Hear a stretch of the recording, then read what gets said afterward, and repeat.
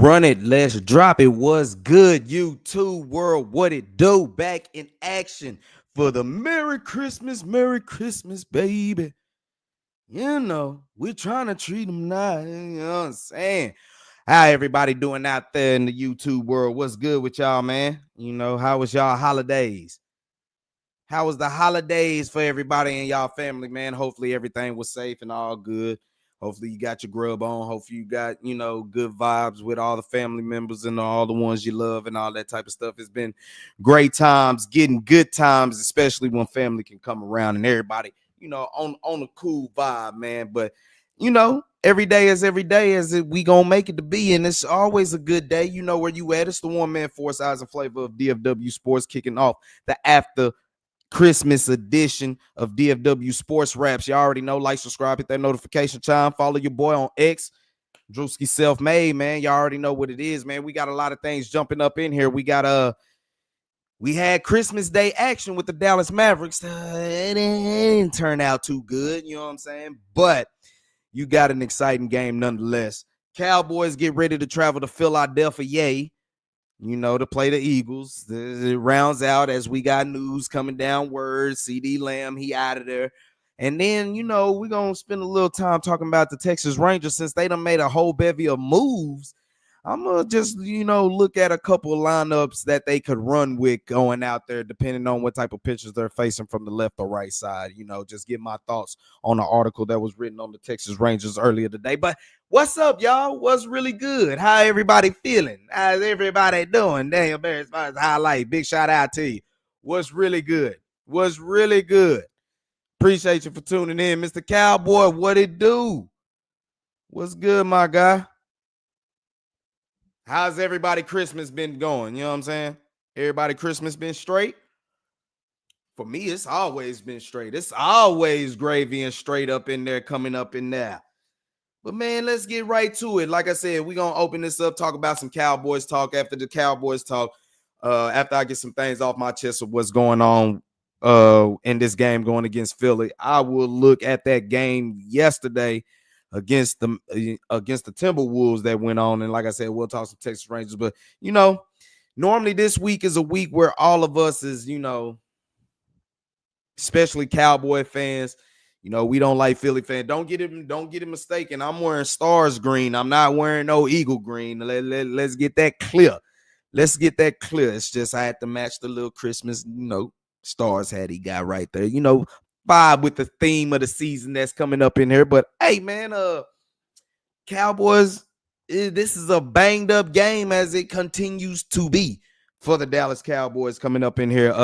There's a lot of storylines that go up in there. Is Mike McCarthy still hanging on to his job? Kellen Moore coming back? No Jalen Hurts. You got a banged up Tyler Pinkett.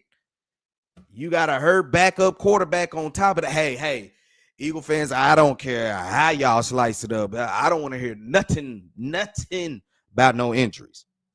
I don't want to hear nothing about no injuries because the Cowboys been out with a lot of folks. And then CeeDee Lamb, you add him to the list. He's another guy that's basically shut down. And if you heard me talk Monday, even probably a couple of lives before, I said I would shut down CeeDee Lamb. For me, there was no point to really even have him out there now. You can say you paid him a lot of money. But dog, it don't do you no good to have him basically going as hard as he's been going, because let's give CeeDee Lamb his credit. Your boy out there balling. Your boy is out there balling no matter who's the quarterback throwing him the ball. I think the stat came out. He done got 1,000 yards with Andy Dalton, Dak Prescott, and basically a mixture of Cooper Rush up in there at the same time. So it don't matter. I think the term was dawned for him. He's QB proof. So let's give CeeDee Lamb his credit, bro. You proved it. Without you, this offense ain't doing nothing. So you deserve your dollars. A lot of people say that's more deserving than what your quarterback is getting, but that's an argument for another day. But CeeDee Lamb, man, he done gave it all he could, bro. I mean, and you have no playoff hopes. As soon as you lost to Cincinnati, hey, CD, I know you want to get these yards and become like third time, tied third all reception in your first 4 years, whatever. I get that. But bro, it don't do you no good because you missed the training camp because of a contract holdout. Now, that's due to the organization and it being just business. Now, I don't want you to make this get worse and now you need some surgery and then you're missing another training camp. That was my whole sentiment right going there. So I was like, man, you should have.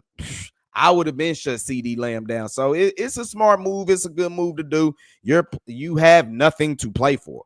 You have absolutely nothing to play for. So why is you running CeeDee Lamb out there knowing that he's 70% of your offense basically. Off the muscle, he's 70% of your offense, and he's gonna see a lot of double teams and all that types. Man, yeah, let's get him up out of there. But big salute to CeeDee Lamb, man. There's nothing taken away from him. We could all see that him missing time in him missing training camp, you saw took a toll.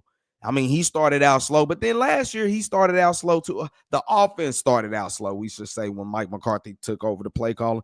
Now that, once they got from Kellen Moore coming into this game with an offense that is putting up a lot of points, and I think they're putting up about 26 points a game, but we all know Philadelphia's offense is predicated on Saquon Barkley in the run game. With Jalen Hurts, it was more of the run game too. They got all the receivers, but for some reason, passing wise is not their strength, and that hasn't been their strength. We see Kellen Moore in these, routes that they ain't throwing the ball downfield. They not even comfortable throwing the ball downfield. But then again, why do I need to throw the ball downfield if you're running that boy? If you're averaging about 187 yards a game on the ground, shoot, why throw that boy? Why throw it? So, of course, this is something that was the Cowboys. This was the Cowboys' kryptonite, their defense. For their defense, they always had trouble all year, especially in the beginning of the year, trying to stop the run. Do we know that they have fully recovered from that? I don't know. To say against the Lions, that's kind of not fair because that was a hellacious tandem, and that's a hellacious team right there. But a lot of people, Vegas is even saying that, they got the Eagles as one of the favorites to come out the NFC. So this is a tough task that you're about to go up against right here because they're going to be able to run the ball. But now you look at it, even though we're hurt at linebacker, and that's what scares me with Saquon Barkley. You don't have no Demarion Overshown. You have basically, I don't think Eric Kendricks practiced. I have to go look at the practice report. I don't even know if he practiced. If he did, he was very limited. But I don't think he's going to be out there.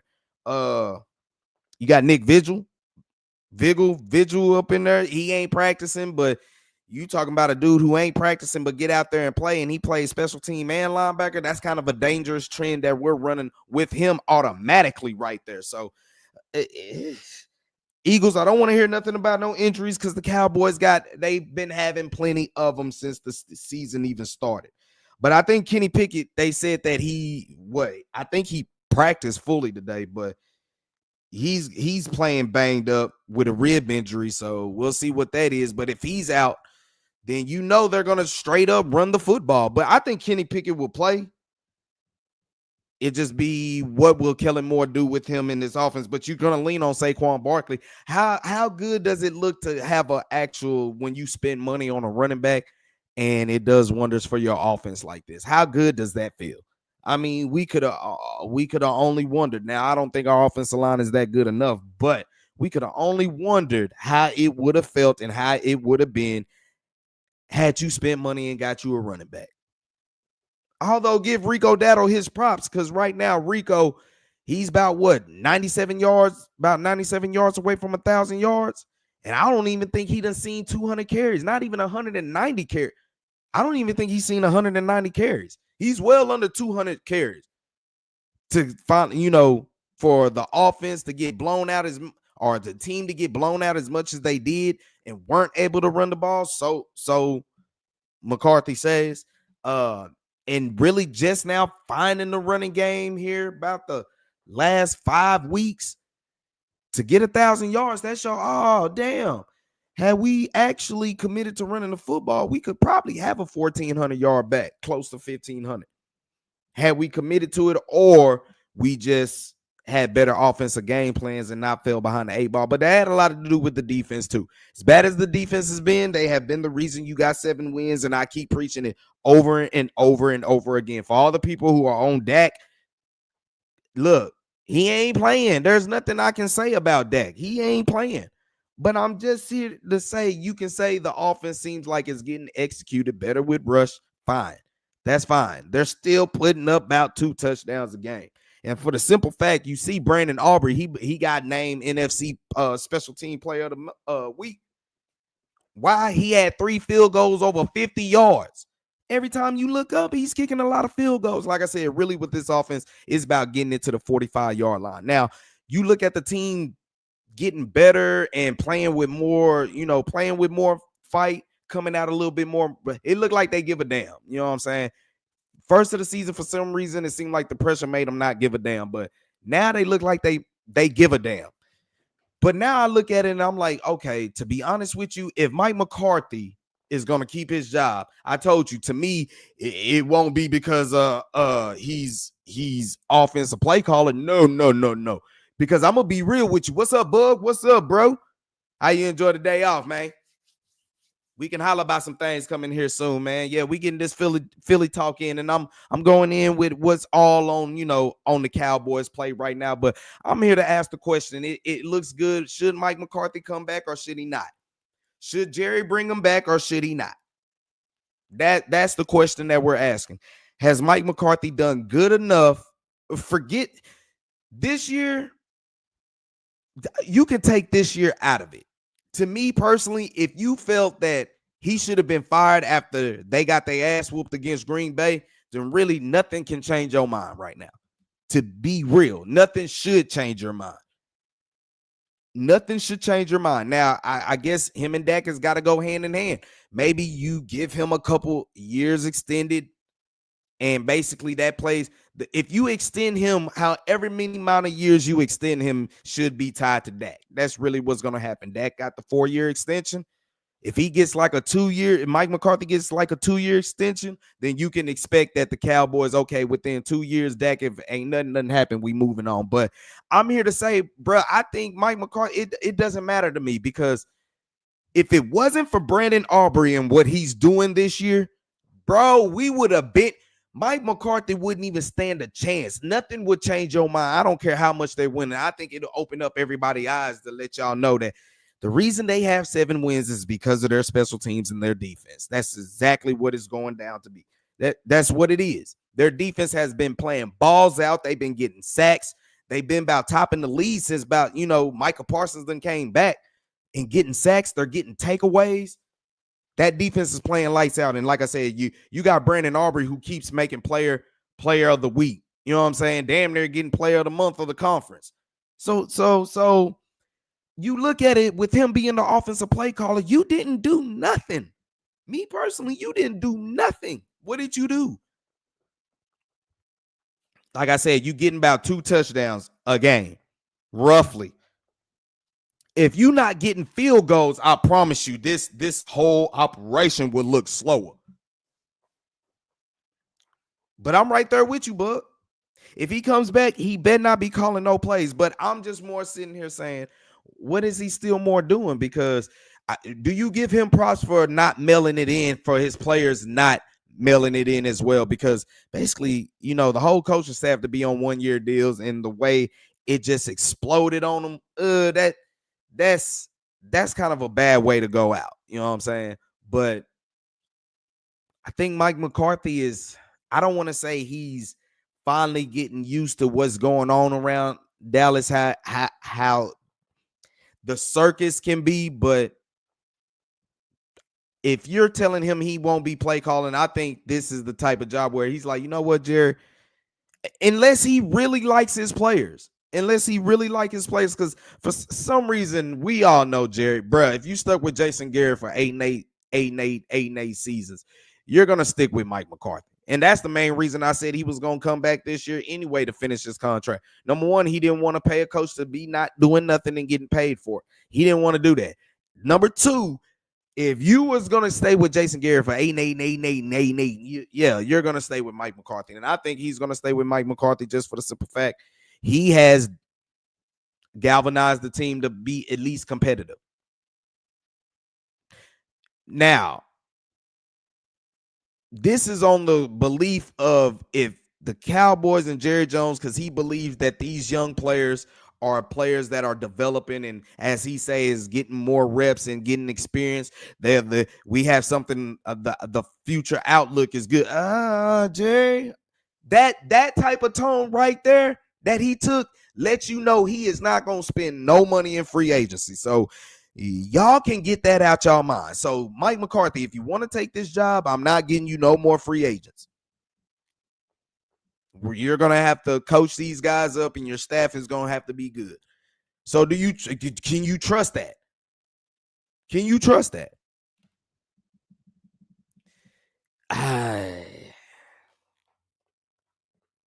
And bro, make a point too. You can't do that. You can't lose the way they've been, especially at home. The Saints, you see, they done, ever since they threw that parade down here in Arlington all the way through Frisco and Dallas, they have not been the same. But that game was horrible. One of the worst. And like I said, this is your opening home game you got at AT&T Stadium, a place that you were doing wonders at. And it all fell down in the playoffs, and it seemed like that ass whooping that you took in Green Bay, it just carried over. It carried right over. Baltimore, y'all got lucky in the fourth quarter because y'all decided to wake up and make it a game. But other than that, you got your ass whooped in that. Oh, Lord, the Lions come to town. Good Lord. Let's not even talk about that. Houston came down here. Oh, Lord. Philly came down here. Oh, Lord. Ran roughshire. So big bro, right, man. You can't lose the way you did and still expect to try to keep your job. But at the same time, this is the organization, though. It's not like they made their team to get better. I would say that. We all agreed that this team coming in was worse. Somehow, some way, we thought the schedule, they could still play out some wins, but we all agreed, bro, you playing late with these contract situations. Why? And I mean, you see CeeDee Lamb being out of training camp. Now, Dak was in training camp, but you see them contracts lingering above your head like that, and all of a sudden you get in, shit don't seem right. Shit don't get right. Shit can't get right, boss. Shit can't get right, boss. Me, I don't think Mike McCarthy should come back. That's me. I would want a new voice. I wouldn't want a new sense of leadership. And basically bringing in new leadership is like saying, okay, we might have paid you guys or we might be paying you guys coming up, but don't get it twisted for 1 second. We'll bring in a new voice, and if he see you can't get it cut, we'll find out something. I need that type of voice to come in. Only Jerry is, he's the last line of the, he's the last line to do something. He really is. And then you got the Eagles with their defense, bro. I mean, we already banged up, and now no CeeDee Lamb. Oh, Lord. And Fangio, you know he don't like the Cowboys. If it was Dak Prescott, his plan would damn sure be his plan would be ready. You already know he would have something in the work, but no Dak Prescott, but he still don't like the Cowboys. So his defense only giving up about 280 yards a game. Shoot. And they ain't giving up. Yeah, they got a good pass defense too. Yeah, it's gonna be rough out there for you don't want to throw Trey Lance out there, but if you are, it's got to be like goal line, or it's got to be our version. Why not, Mike McCarthy? I mean, why not create your own version of what Philadelphia got? Instead of being a tush push, let's just have a wildcat quarterback basically, and we can just choose our options, how to run the ball. I go flex bone, type shit. Why not? Because Vic Fangio gonna be on that ass. He's gonna be on that ass. And Cooper Rush, like you say, bro, I give Cooper Rush his credit because he has stepped in now. It didn't look good in the beginning, but he has stepped in and he has stayed the course of everything what you have expected for Cooper Rush. To be honest with you, you expected when Cooper Rush got in here, he could handle the job, long as he got the tools and the weapons. And that's what he's doing. Big bro say, nah, he's right there with Jerry. Ain't no putting out. And what first, and now you hear me talk about it time again. Then what was the point of getting Trey Lance? What was that point? You tried, like I said, you tried to play tactics with Dak. It blew up in your face, and you kind of didn't have another plan B, and you got strong-armed. I'm telling you, you don't make that move. I don't think that, me personally, I believe Dak doesn't ask for $60 million if you don't make that move. Me personally, I don't think he asked for $60 million if you don't make that move, but you did. Nah, Mr. Cowboy, we still on it. We still on it. And everything that's going on with the Cowboys as of right now. And talking about the Eagles, I'm looking at their defense. Cooper Rush and this offense with no CeeDee Lamb, they got their work cut out for them. Rico Dowdle is trying to get 97 yards these last 2 games to be a running back that hit 1,000 yards. So,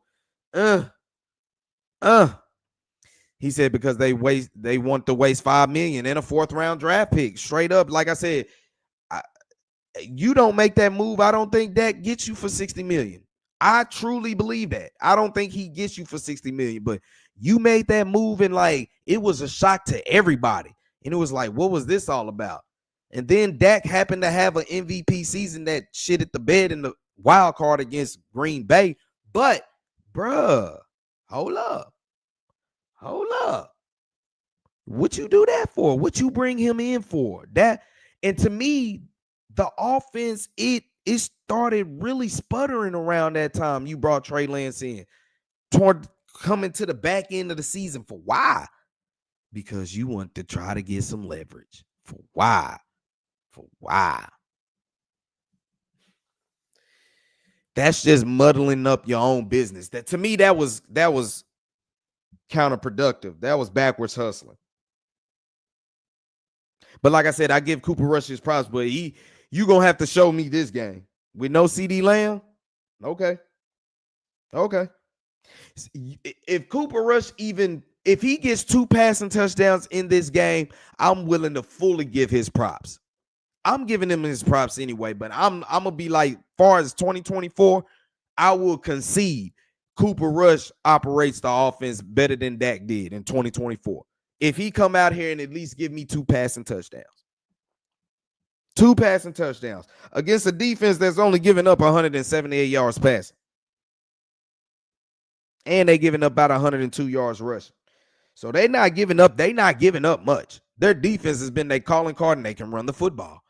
That's winning. And you see the Cowboys, I've said this about a few weeks back.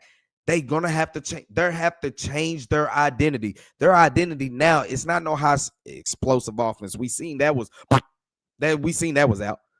We seen, look, they're gonna have to run the football, get first downs. It's more about just getting first downs. Forget being explosive, just get first downs. Somehow be able to find balance. But your defense is gonna have to play lights out. They're gonna have to get pressures. They're gonna have to get sacks. They're gonna have to get takeaways. And your bread and butter that's hanging in between all this is your special teams. Because Devontae Turpin, basically, he's leading everybody in return yards, and he's not even getting that many returns. So, and you see, as much as the defense has got scored on, that will probably let you know why he has many yards.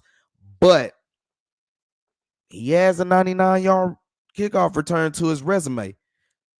So the special teams, I'm telling you, has really, Bones Fossil crew has really saved Mike McCarthy's job. If Mike McCarthy, and what's even more ironic about all this is, now the team played bad. There's not one game that defines this season, but if it ever was, as much as we want to say the special teams has been great this year, It is almost because they are a reason you're not in the playoffs.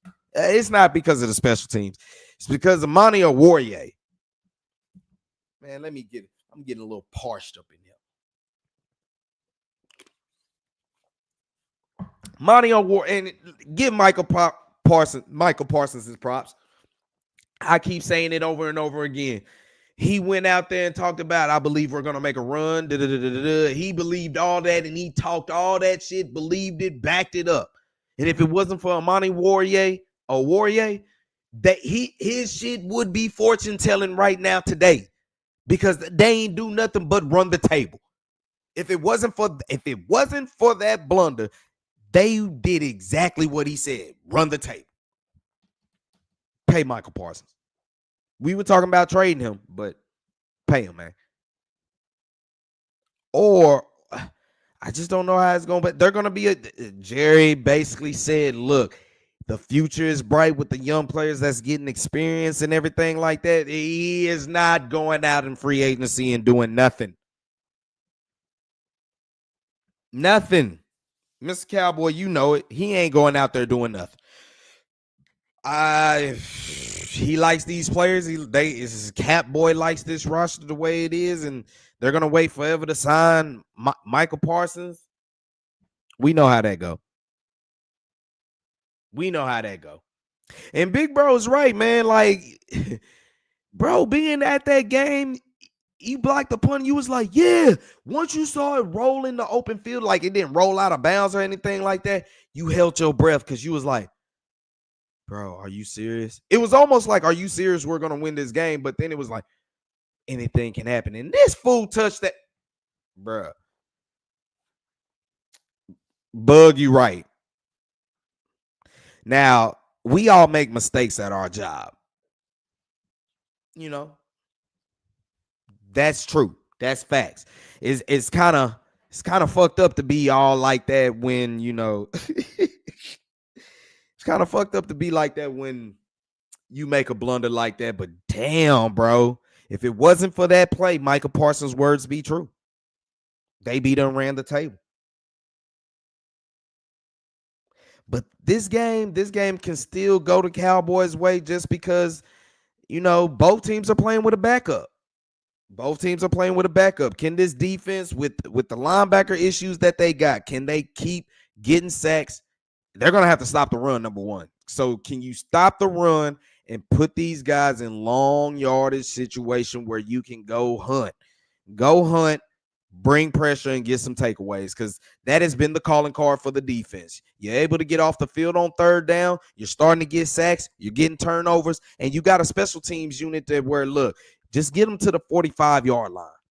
Because like I said, Brandon Aubrey he's setting records for, I think he needs one more field goal to break his own record about season. Dude got like 170 points for the Cowboys. 170. I get a kicker, you know what I'm saying? He can get you a lot of extra points or something like, but damn, bro, your point total for the team is like 170. Shit. That without him, bro, Mike McCarthy, to me, it wouldn't even be a no-brainer. Y'all actually see how bad this offense has really been. Really bad as this offense has been. Man, Jimmy wouldn't have even did no. He probably would have did the post game, you know, when they walking off the field, but he was about to, you know how everybody, ESPN or whoever, they get the breaking news or somebody. Nah, he would have broke the news before he got to the locker room. Yeah, look for him to not be part of the Cowboys roster coming in soon. Or if you don't get, well, I don't want to say going to the practice squad is like being cut, but at bare minimum, yes, would have been on the practice squad. Straight up. That shit killed the hell out of us, man. Man, hey. And you were waiting to see that game. You was hoping, man, we beat the Bengals and, you know, you get whatever you get with Philly, but then come down to that last game of the season with the Commanders, bruh. bruh. Somehow they came back and beat Philly. I don't know how that shit happened. Dudes got hurt, woody woody, yada yada. I think it was just made for the Cowboys. The Cowboys shouldn't have been in the playoffs, even if they would have made a run. You could have said they were the hottest team coming in there. There's no way. No way. Not with putting up 2 touchdowns a game, bro. Now, I guess when you look at the Chiefs, they kind of do it that way. They don't, they find ways, but the defense is playing exactly how we felt they should have been playing earlier this year. But the pass rushing is only going to have to come on third downs. Y'all going to have to earn the right to rush the passer.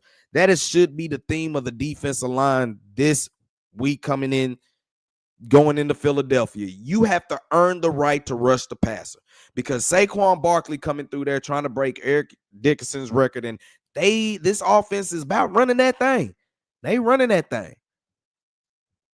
Y'all gonna have to earn the right to rush the passer. That means y'all gonna have to stop the run and put them in long distance situations on third downs, and then go hunt. Because we can get to that situation, the game can be close. The offense, what do you do? Because not only do you have, let me look at the injury list real quick. Not only do you have CeeDee Lamb out, what we got? Limited. Okay, CeeDee Lamb is out. You had Jalen Brooks. He limited. He was limited practice today. Tolbert, he was limited. Now, the report came out. Tolbert said that he'll play even with a broken finger. But you see why he's coming out to play with a broken finger? Y'all know why he's coming out here to play with a broken finger? You know exactly why. Because he about to be cut. He about to be gone. He's on the chopping block. And now that you got these receivers banged up, I'm almost to the point where if you you might as well get rid of Jalen Tolbert and see what Mingo can do. You gave up a 4th round pick for him. Why not see what he can do? Instead, you're not even letting them get out there and, come on, bro. What is y'all doing out here? What is y'all doing? He said he would love to send the Commanders home. That's all we can do. Hopefully at AT&T Stadium, we can make it do what it do. But with no CeeDee Lamb, shit. Unless you find a way to let Kevontae Turpin eat at the receiver spot. But like I said, man, you traded for Mingo. Can we get him out there to play some more? Can we do that? Because now we ain't doing nothing but playing spoils. But against a defense like Philadelphia, the one that they got right now, in a Vic Fangio mindset, it's going to be a tough outing for the Cowboys coming up in here. Real talk. I don't think none of us is expecting the Cowboys to win this game. Even though the Philadelphia has a backup quarterback, I think the point spread, I think Philly is still like a 6.5 point favorite in this game. So, Mr. Cowboy, I see you. He said, bro, if the Commanders lose to the Falcons, you should go to the game. Man, them tickets have been cheap, but man, it's been a lot of spending. But he can just get a cheap ticket. To be honest, he can be a cheap.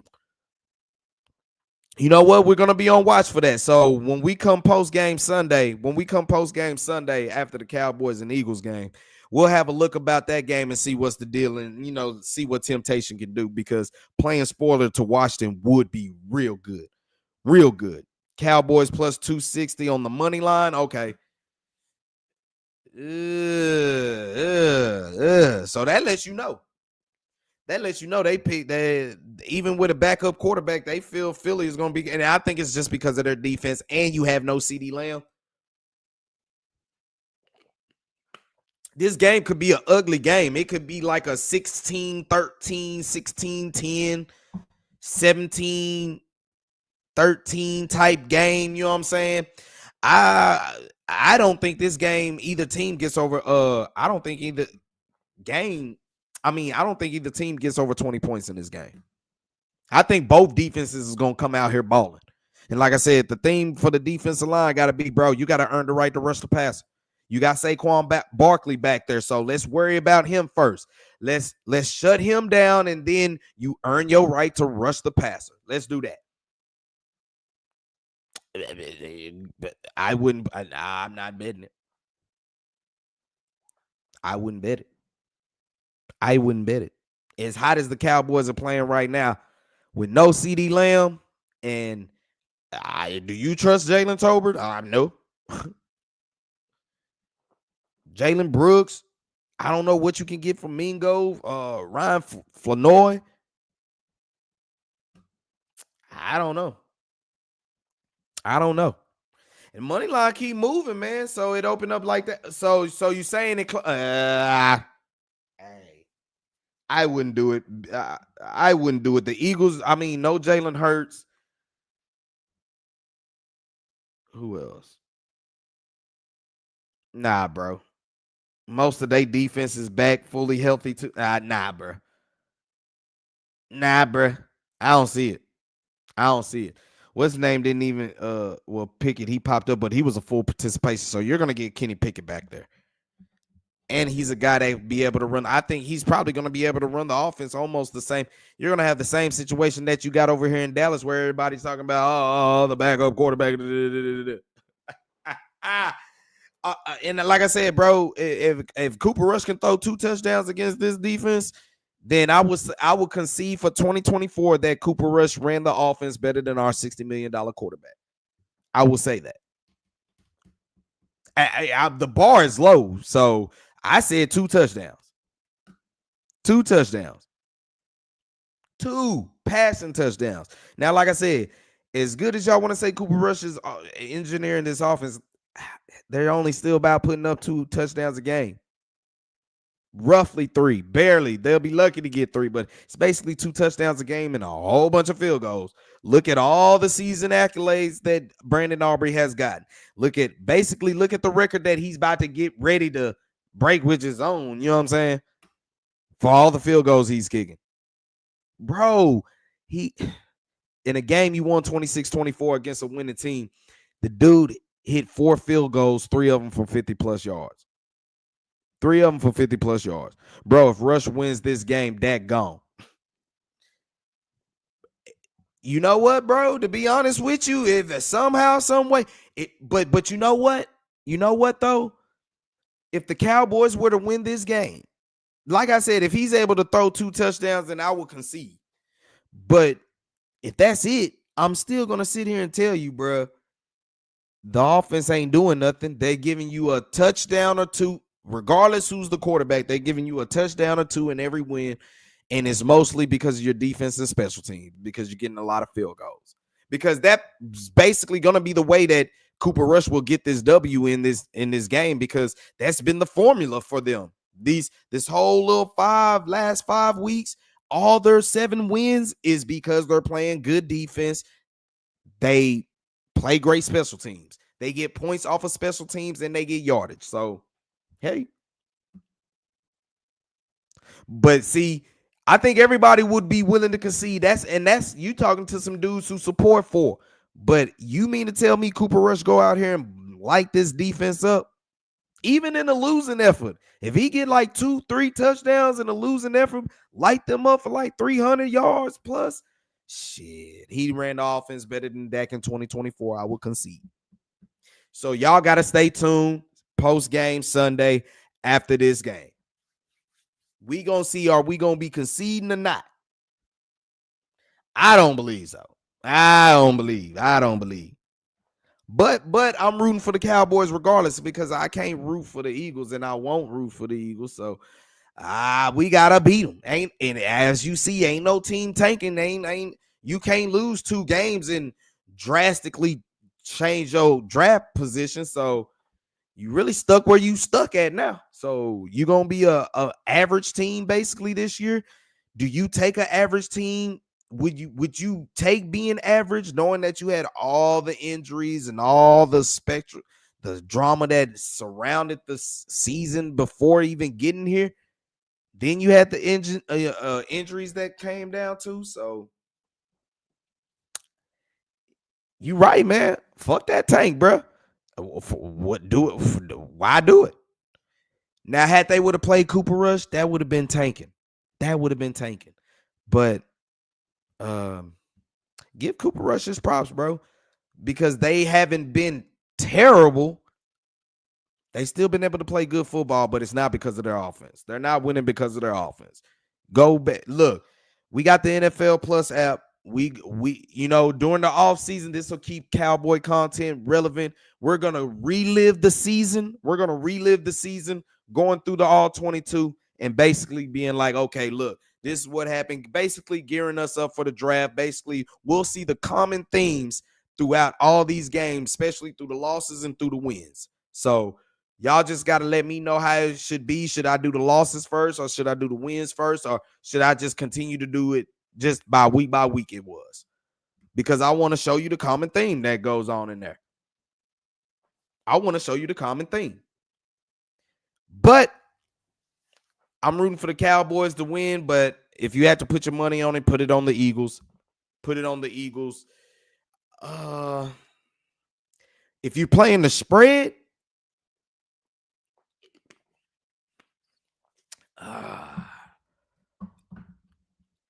I would probably take the Eagles in the spread, just because pick them outright to win and pick them in the spread. But that don't stop me from rooting on the Cowboys to hope they beat the feathers off these motherfuckers. You know what I'm saying? Don't get that twisted. We're just being a realist with it. If we had CeeDee Lamb, I say the Cowboys will win.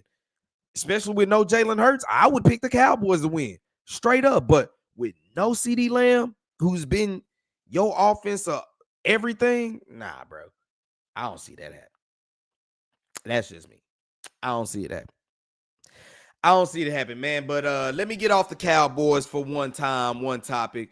We'll touch on them coming on later on in the week. But how about if y'all was watching some of the NFL on Netflix, but if you was watching the NBA yesterday on Christmas Day, which is normally the tradition, the NFL is trying to infringe in that. But come on, y'all. Too much football, man. Too much football. Y'all tripping on the football, especially if it's bad games going on. We don't like that.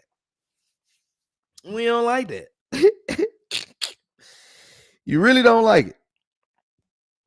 But Mavs yesterday, bro, that was that game sucked because in the beginning you saw Luka Doncic come out doing his thing, going back and forth. That game had, in the first quarter, it had everything you needed, and then all of a sudden, I don't know. Well, they said they had the tribute for our present but about to be exiting our CEO.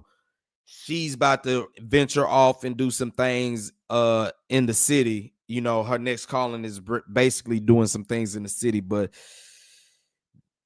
whatever happened in that second quarter, it took the life out of the Mavericks, because that is what basically lost them the game right there, because they got shell slacked in the second. They only put up 16 points in the second quarter, bro. 16 points. It was a 2-point game at the end of one. You go into the second quarter, and it sucked because Luka Doncic ended up getting hurt on a non-contact injury. Oh, you say move the spread to 8.5? Ooh.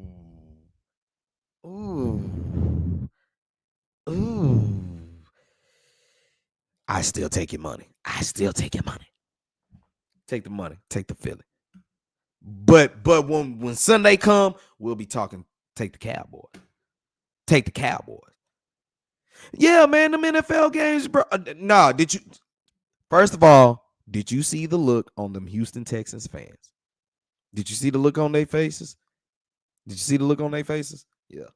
The whole time they kept showing their faces, I was like, yeah, now y'all see how that shit feel to have somebody come in your house and whoop your ass? Okay.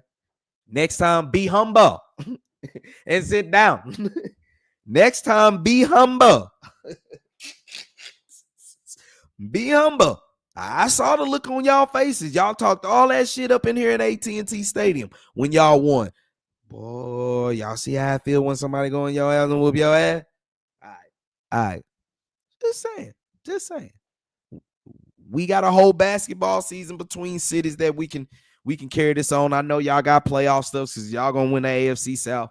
Hopefully, hopefully y'all get on this couch real sooner than later. Hopefully y'all do just like y'all Houston Astros. Sorry, Mr. Cowboy. Hopefully they do just like the Houston Astros and get the same playoff victories that we got. I told them bruh. You gave me the ticket. I got up in the bro. It was so many Houston, Texas. Every game this year has been everybody fans in there, no matter what. Bro, they was in that boy talking cash shit just like everybody else was when they was winning. But to see the look on their faces, the way Baltimore was whooping their ass in their home stadium. Yeah. Nah, y'all got one that officially count. Y'all got one just like us. Y'all got 2 rings, but I know you ain't proud of it. I know you ain't proud of one of them. You know what I'm saying? I know you ain't proud of one. Don't worry. 2025, we coming back for the West, man. Y'all not winning the West no more. Nah, Chief. Y'all not winning the West no more. I think y'all old news. I'll talk about the Rangers coming up here pretty soon. Let me jump back on the Mavericks real quick. Let me jump back on that game last night. And like I said, Luka Doncic, non-contact, getting ready to basically jab, dig in and step back. Non-contact, blows his calf, basically strained. He couldn't even move. He limped straight to the locker room. It's a bad thing that you needed, and it sucked because you were really resting. You were like resting Luka Doncic prior to these point, and then for him to still get a calf strain like that, bro, that's a bummer. I don't know what the MRI. Hopefully, I think this is just a mild calf strain. I'm hoping that this is just a mild calf. Okay, Cletus. Okay, Cletus. You're only proud of one of them. Just like us, man. Y'all just like us. Y'all proud of one ring, man. That first one. Don't worry. I got a feeling we'll be chasing one of these in the next couple years more than y'all will. It ain't even close. It's still in the winter times, and we can get into some baseball beef. It ain't nothing. It's nothing. But Mavericks, man, after Luka Doncic got hurt, I mean, the offense kind of still seemed like it was struggling to find its way, even when Luka Doncic was doing his thing and coming up, doing he was having his way. He came out sharp, but he got injured, and it seemed like the whole game plan, whatever they wanted to try to do, it took them a minute to actually adjust to it. But that second quarter didn't do them no favors, as you gave up a 30-point quarter and you only put up 16 points. That really doomed the Mavericks going in. Third quarter, they were able to make a rally, and what happened was going later to the third quarter, Kyrie, Mr. I ain't going, basically took it upon himself, and he put the Mavericks on his shoulders and damn near delivered one of the most memorable Christmas comebacks you could ever see. As that man went crazy for 39 points. He had 27 shots, but he hit 14 of them. The man was 100% from the free throw line, hit 5 threes. What you got to see was Klay Thompson was able to get over the Reggie Miller hump for, passing him up in the all-time made threes. So you got that, but you only got 12 points from him. You would have liked to seen him get a little bit more. He was a guy that basically in the second quarter, really through most of the third quarter, really got quiet. Now, fourth quarter, he hit a big 3 that really propelled the Mavs to keep on going. Najee Marshall wasn't able to get many shot attempts, but Quentin Grimes was able to get you 10. But like I told y'all, this is something where the Mavericks can struggle. But when that 5 position combined for at least 18 plus points, the Mavericks are hard to fuck with. But if they're not even at that plateau range, not even at 18 points combined, they struggle. And you look at it, Derek Lively had 6 points. He had 10 rebounds, but he had 6 points. Daniel Gafford, as I see, he was bothered by something, because he only played 12 minutes, but he gave you no points in his 12 minutes. So you got a lot of that hurt them right there, and it forced, of course, who else? Maxi Kleber It forced him to get a lot of minutes. And if you're a Maverick fan, I think you're about tired of Max Cleveland. I think you're about tired of him. You can do without him. It's about time to go ahead and move on from him because he's taking minutes. I'd like to see Omax in his spot, me personally. Spencer Dinwiddie, he went 0 for 7 from the field. So this game was basically put on Kyrie back, and he led a march. I think, what was it, like a 29-7 run with in like a 8-minute span from like that last, from about basically like that last about 4 minutes. About that last 4 minutes of the third quarter, man, Kyrie ran on a run. And in the fourth quarter, I think he put up like 14 points in the fourth quarter. Bro, he was lights out. Now, as good as he was, Mavericks are down 2 with a minute left. Kyrie has the ball. He pulls up a 3. I did not like the shot selection. I really didn't. I didn't really like the shot selection, but what he said is it's something that he practices all the time, and he's going to trust his process. He's going to trust the way he practices. Those who get it do, and those at home, they might not get that. It's true. You might not get it, but I'm just like, bro, as great as a finisher you are, and you are 100% behind the free throw line, why not be aggressive and get to the rack?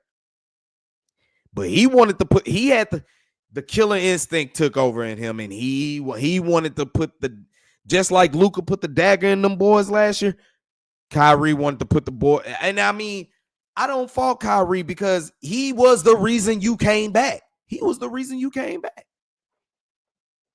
He's squarely the reason you came back and had a chance to win that game. So you know what? If you wanted to deliver like I said, I don't agree with it. You were 6 for 6 from behind the free throw line. Bro, be aggressive. You only needed a layup. Be aggressive. You could have got the and one. You could have got 3 the hard way, to be honest with you. But for as hot as he was, for as what he was going, I ain't mad at it. Take the shot. I'd rather you take it than anybody else. So I ain't mad at it, but they fall up short. That shot right there cost them, and then Anthony Edwards went down to the rack, couldn't be stopped, and he put it up, basically sealed the game. I mean, he only gave you 26. PJ did pretty decent on him. He was 11 or 24 from the field. He just hit 4 threes, so that's kind of what gave him. Julius Randle, he didn't tear us up tremendously, but he was 23 and 10. Rudy Gobert had a double-double, which he did something decent against the Mavericks in his turn coming around here. But for the Mavericks, offensively, they just couldn't find their way, as they only shot, 41% from the field? They shot 41% from the field. They hit 16 threes, but they were 100% from the free throw line. So like I said, your best bet was to take it to the rack and try to get something going. But they were negative on the glass, man. I think they were -7 on the glass. Looking at the turnovers, they were -2. Yeah, so it's just, bro, the second quarter really doomed them. I don't know what happened to their offensive output in the second quarter, but it really costed them. Then you look at it, they flipped the script in the fourth quarter, only they just came up short. Nobody else really came in. Like I said, this is a game where, okay, Daniel Gafford, if you don't get hurt, if you can at least give me 6 points, we win this game. To me, this all falls down for the Mavericks' success. Can their 5 position get a combined points of 18 plus? Can they do it? Can they do it? Now, Mavs do get ready to take on Phoenix Friday night. So we'll probably be in effect. That'll be a late night game on the road in Phoenix. So, we'll probably have a post-game show and get ready to talk some more stuff coming up in there. Why not? Why not? Now, Texas Rangers. Man, like I said, they've been making a lot of moves, man. And it's like, bro, with this lineup, how can this lineup really look like with all the people that they've got? Let me see. Hold on. My man, Evan Grant, sports writer for the Dallas Morning News for the Texas Rangers. He broke it down. And I had to want to look at it myself. Let me see if I can find it real quick.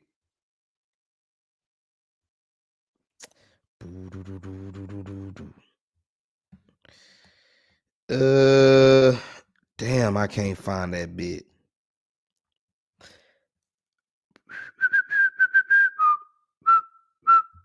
I bet Evan Grant, he wrote about, this is how the lineup could possibly look. Barring everybody being healthy, but against right hand pitching, he had the lineup going like this. He had Evan Carter coming at, leading off. Corey Seager basically being number two. He had Marcus Semien coming out of that, leadoff spot. And then, Evan Carter being there. If he's fully healthy, that's not a bad spot to put him. You can put him at the top or the bottom. He got speed. He can hit, get on base, and do stuff like that. Corey Seager being at the second spot, that's something that you would like to take as well. Marcus Semien, he got him at third, which I don't mind it, but he got to be an everyday guy in the rotation. You got to keep him in the rotation every day. But him batting third, right there, clean up at the third, I'm not mad at. You put him in a decent situation because even if it's 2 outs, he possibly can still get on. And, the only problem with him is if you are on base with him not having as much power that he's not a guy that's going to deliver power or get you balls in the air. So it's a potential that he could be a double play machine, basically. He could be a double play waiting to happen if you put him at third. That's the only thing that you would worry about. This is against right-hand pitching. And then with bringing in Jock Pederson, you bring him in, pending the physical get through. Now you put him at DH at the 4th spot. Now you get a guy who is about destroying right-handed pitchers, as Evan Grant says. Destroying right-hand pitchers is something that this lineup has had a trouble with in 2024. That the fastballs against right-handed pitchers is something that did not fare well for the Rangers in 2024. But you get him to bat 4th, and then he got Wyatt Langford, and this is against right-handers. Then you get Wyatt Langford at the 5 spot. Now we know Wyatt Langford, you could probably plug him anywhere, but plugging him at the middle of the lineup is just great because he can bring runs in, he can get on base, he can steal bases, and you get a base hit, he can run the bases. So putting him right in the middle of the lineup, I think would be something nice. If it's not leading off, I wouldn't mind him being in the middle of the lineup. Now, you got Adolis Garcia. Is Adolis Garcia going to be healthy? Can we get I don't even want to say, can you get the 2023 version of Adolis Garcia? Can you get a better version of Adolis Garcia than what you got in 2024? Is all we're asking. I think ever since he took that shot to the knee with Marcus Semien coming into him, you know what I'm saying? He was never right after that. But can he come in fully healthy, and can he at least be a better version of 2024? That's what you're hoping. And if you look at that lineup from 4 to 6 right there, I mean, you normally had Nate Lowe in there with, Josh Young, but, Josh Young, he's having a wrist injury. But this is if everybody's healthy, man. Jock Pederson and Wyatt Langford and Adolis Garcia that can slap something, why not? And then you put at third, you got at the 7th spot. I don't think you'll see Josh Young this low, but you're just saying coming into the season, barring if everything's healthy, this is easing Josh Young in, putting him at the 7th spot where there's not that max pressure on him to deliver in high pressure situations would probably be ideal for him. But having him at the 7th spot, and then Jake Berger, you get basically a slugger down there in the 8th spot, a dude that'd be dangerous to pitch around to. And then if you got any of these guys that's in front of him on base, it's liable that he's liable to bring them in. This is stress, especially against right-hand pitchers. And then you got another guy, so you get Jock Pederson, and then you get Jake Berger. You get 2 dudes who can hit right-handers real good. And then you got the 9th spot with Jonah Heim. Now, the only problem that you kind of look at this lineup against right-handed pitchers is at the bottom of the lineup, you don't really got guys that can run the bases. From, Adolis, Josh Young, Jake Berger, Jonah Heim, those are not guys who are really going to be running the bases like that. And really your bottom of the lineup, you kind of want them guys to kind of set you up for the top of your lineup coming back in. So you kind of want them to kind of, be able to get on base and do some things. So, But against left-handed pitchers, this is where Evan Grant kind of switched it up as well. Left-handed pitchers, he would like to see Wyatt Langford be number one as leadoff. Corey Seager, of course, followed by Marcus Semien at third. At the fourth spot was still, he'll switch it up. He'll switch it up instead of DH Jock Peterson. You'll get Adolis Garcia right there at the fourth spot. Jake Berger at 5 against lefties. He has, you will take his power over Josh Young's. If not, then you'll put Josh Young ahead of him. But after Jake Berger at the 6th spot, he got basically Josh Young right there against lefties at 7th spot. Why not bring in Josh Smith now? Where is he going to play at? That is going to be a question. Where are you going to play? Where are you going to play Wyatt Langford in the outfield if Evan Carter is healthy? And what do you do with Josh Smith? Because to me, Josh Smith did a lot to where I'm like, bro, he should get a lot of reps coming in. He should get a lot of playing time. Seriously. But against left-handed pitchers, you can throw him out there and he's going to be something that hits as he hit 774 against lefties. So his strong suit is hitting the lefties. And then you got Kyle Higashika. I call him Hagashi. I'm going to call him Hagashi. That Gashi. And then Ezekiel Duran. I mean, I see where Evan Grant is going with about the going against left-handed pitchers right there. But at the same time, bro, I was surprised that he didn't mention Taveras. To see him mention Ezekiel Duran before Leody Taveras, that tells you a lot, because to me, Taveras, he gives you some speed and athleticism. But is his bat going to be better than Ezekiel Duran's? We don't know. So you're gonna see that the Rangers will have a true DH to have. And really, to be honest with you, if I'm gonna get Josh Smith a lot of play time, that means Corey Seager. To be honest, bro, what's gonna happen is you might just have to see split time at DH with Jake Burke or Jake. My bad, Jock Peterson. Or Pedersen, actually. You're going to have to see split time at DH with him. That's me personally. Because your shortstop has been shoddy, my brother. It really has been shoddy. It's really been shoddy, but hey, you helped deliver a ring for us, so I can't go against the grain about that. I won't go against the grain about that. But no Taveras out there. So what you're going to do at outfield? Because to me, like I said, Taveras, I think he can still play outfield while Evan Carter gets healthy. Because to me, Evan Carter is really the wild card to all this. If you can get a healthy Evan Carter and you can get Josh Young to stay healthy, and then you add these additions of power hitters that you added with Jock Pedersen and then Jake Berger, and then if you can ever get Jonah Heim, look, you ain't got to be the 2023 Jonah Heim. Can you be a better version than you was in 2024 is all I ask of you. Can you do that? Can you do that for me? Can you do that? I hope you can, bro. I hope these moves push a lot of people to the point. Like I said, once they got Jake Berger, I was like, bro, that lets me know. Well, really, once they signed Nathan Eovaldi, once they got Nathan Eovaldi signed for basically $25 million a year for the next 3 years, I was like, nah, somebody's gone. And it's probably going to be Nathaniel Lope, because he's in the third arbitration year, and he's jumping up past $10 million. Yeah, he was about to be dealt. And then you saw the moves that they made with Kyle Higashika. That's all I can't pronounce his name right until we get into the season. But you get him, Jake Berger. Yeah, the writing was on the wall. Give Chris Young his props, and they still got a little bit of money to make some more moves. So they ended up signing more pitching, which we'll get into their pitching, how their bullpen is going to look, and their starting rotation will look probably in the nightcap of the Mavericks game against the Phoenix Suns. So that's all I got for y'all today, man. Had to get off my chest, talk about how these Cowboys going to look against the Eagles.